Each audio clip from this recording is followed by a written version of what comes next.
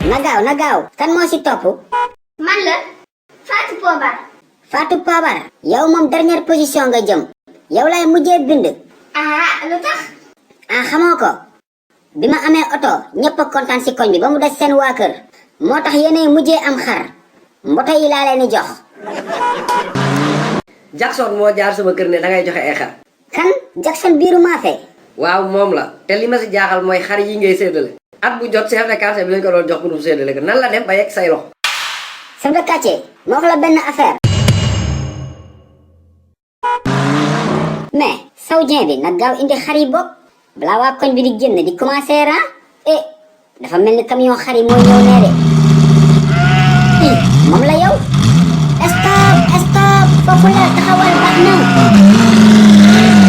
kii fu mu jëm yow.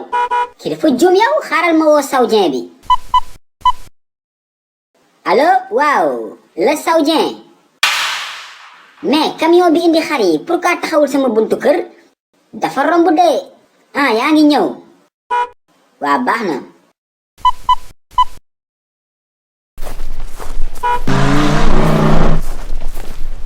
asalaamaaleykum. Soxna na nga def. mais monsieur le saoudien.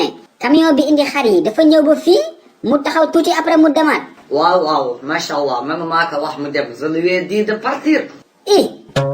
pourquoi tu lui demanderas de partir. pourquoi nga wax ko mu dem. parce que tu n'es pas le chef de quartier yow du chef de quartier yow jiitewul quartier bi. yow ku la wax loolu saoudien.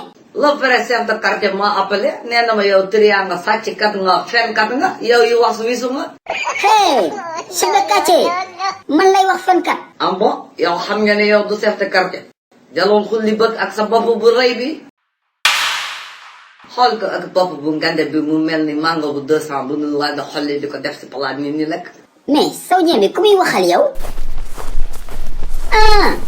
xoolal saoudien yàlla na xar yëpp dee. yàlla na xar yëpp dee nag maa ko ñaan nga xam ne koñ bi kenn du tabaski. sunu chef de quartier. ana xar yi ñëwagul. Fatou Pobar xam nga yaa ngi may tooñ. yaa ngi may tooñ ki ma provoque.